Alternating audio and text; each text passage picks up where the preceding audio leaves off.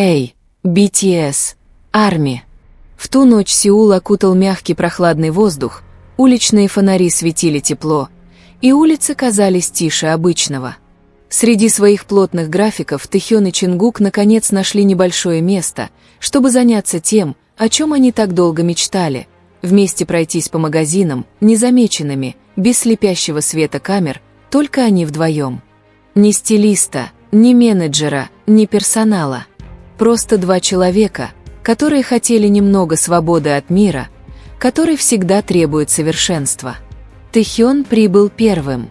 На нем была большая темно-серая толстовка с капюшоном, свободные джинсы и черная маска, закрывающая большую часть лица.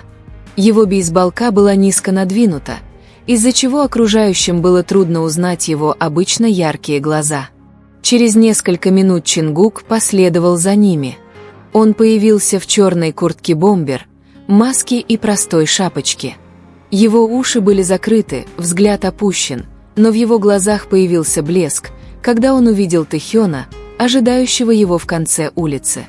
«Хён», тихо, почти шепотом, произнес Чингук.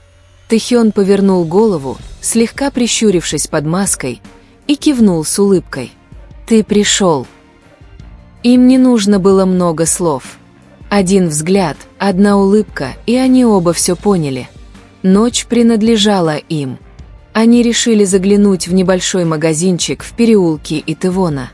Он пользовался популярностью у молодежи, но по ночам там было малолюдно. В магазине продавалась винтажная, уникальная и редкая одежда, то, что всегда привлекало внимание Тэхёна. Как только они вошли, их встретил аромат старых тканей, смешанный с ароматом лавандовых свечей. В другом конце зала было всего два покупателя, занятых просмотром товаров. Тэхён тут же пробежался по вешалкам, его пальцы пробежались по потертым кожаным курткам, которые только добавляли им эстетики. «Знаешь, мне кажется, эта куртка тебе идеально подойдет», — сказал он, поднимая классическую черную кожаную куртку. Чингук наклонился к нему, усмехнувшись под маской. «Думаю, Хён просто хотел повод увидеть, как я его примерю». «Именно», — небрежно ответил Тэхён. Они тихо рассмеялись, стараясь говорить тише, чтобы не привлекать внимания. Чингук наконец примерил его перед большим зеркалом в углу магазина. Он обернулся, посмотрел на свое отражение, затем взглянул на Тэхёна. «Ну как?» — спросил он. Тэхён пристально посмотрел на него, а затем твердо кивнул. «Похоже, он создан для тебя». Вдоволь побродив по магазину одежды, они направились в небольшой книжный магазин, спрятанный в подвале. О нем мало кто знал, и даже вывеска была едва заметна. Как только они вошли, их окутал запах старой бумаги, делая атмосферу еще более безмятежной. Высокие полки стояли близко друг к другу, с тусклыми желтыми лампами в каждом углу. Чингук направился прямиком к стойке с комиксами, а Тэхён взял с соседней полки сборник стихов. «Хён, посмотри на это», — тихо сказал Чингук, показывая ему редкий комикс. Его глаза загорелись, как у ребенка, нашедшего новую игрушку. Тэхён наклонился, взглянул на книгу и тепло улыбнулся. «Мне нравится видеть тебя таким взволнованным». Чингук слегка опустил взгляд, чувствуя, как его щеки вспыхивают. В том, как Тэхён это сказал, было что-то такое, что заставило его сердце трепетать. Тэхён тем временем нашел сборник английской поэзии. Он открыл наугад страницу и тихонько, почти про себя, читал. Чингук слушал и тоже улыбался. «Твой голос заставляет стихотворение звучать как песня». Ни один шопинг-вечер не обходился без посещения супермаркета. Они выбрали небольшой круглосуточный магазинчик, надеясь, что их меньше узнают. Там царила поистине непринужденная атмосфера. Они толкали тележку вместе, словно молодая пара, только что переехавшая жить. Чингук взял свой любимый рамен быстрого приготовления, пока Тэхён суетливо выбирал фрукты. «Хён, ты что, собираешься все это съесть один?» Чингук указал на корзину, полную апельсинов и клубники. Тэхён пожал плечами. «Мы можем поесть вместе, да». «Тогда я добавлю бананового молока», — быстро ответил Чингук, отчего Тэхён усмехнулся. Они ходили от ряда к ряду, шутили, изредка толкая тележку вместе, как обычные подростки.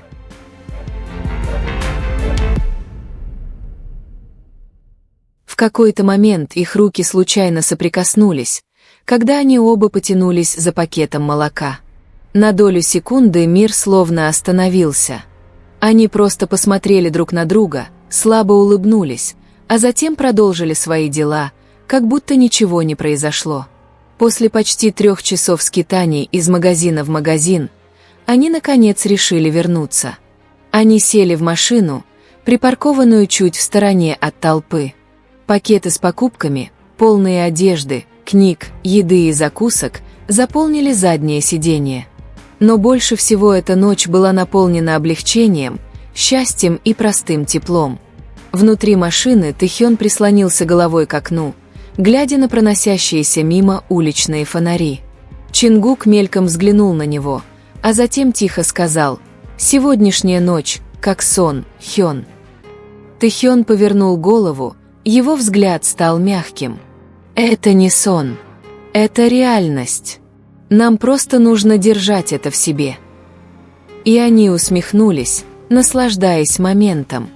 Никаких камер, никаких фан-сайтов, никаких сплетен, только они вдвоем, наслаждаясь редкой свободой. В тот вечер они снова поняли, что истинное счастье не всегда находится на большой сцене или в свете софитов.